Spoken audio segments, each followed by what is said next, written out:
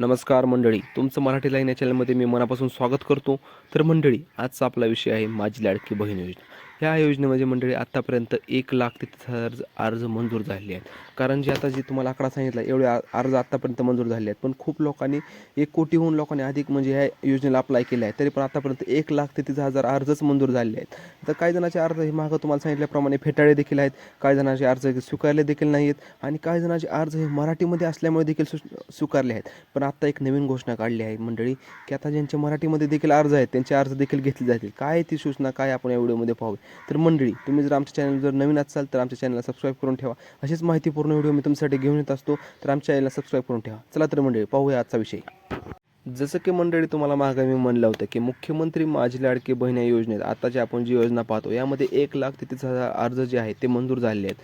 तुम्हाला मागं आता व्हिडिओमध्ये म्हणले की मी एवढे अर्ज असे मंजूर झाले आहेत. आणि ह्या अर्जामध्ये मंडळी रायगडवरील जी महिला आहेत त्या आघाडीवर आहेत. म्हणजे रायगडवरील महिलांचे अर्ज हे जास्त प्रमाणात दिलेले बी आहेत त्यांनी आणि जास्त प्रमाणात स्वीकार बी केले आहेत. असं तुम्हाला पुढे या पेपरमध्ये बघायला भेटेल. आणि आतापर्यंत म्हणजे खूप लोकांनी हे अर्ज दिलेले आहेत पण एवढेच अर्ज मंजूर झाले आहेत.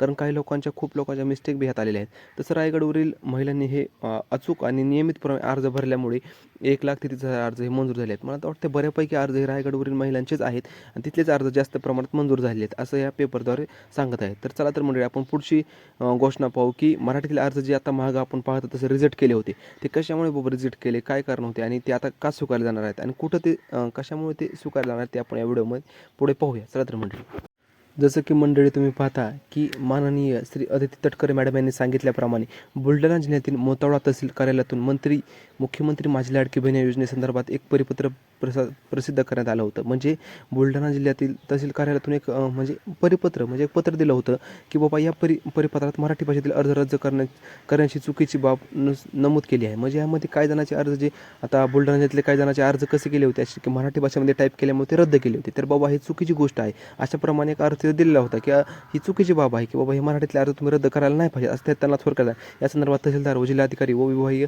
अधिकाऱ्यांना निर्देश दिले असून की अशा कोणत्याही अटीमुळे अर्ज रद्द करण्यात नसल्याची ग्वाही देते. म्हणजे असं कुठलेही नाही की बाबा तुम्ही मराठीमध्ये अर्ज केल्यामुळे किती अर्ज रद्द केले आहेत ते अर्ज पुन्हा स्वीकारावे. म्हणजे ते तुम्ही मराठीतले अर्ज तुम्हाला मागं म्हणलं होतं की मराठीमध्ये काही जणांचे अर्ज दिल्यामुळे ते अर्ज रद्द केले होते की बाबा ते अर्ज नंतर घ्यावेत.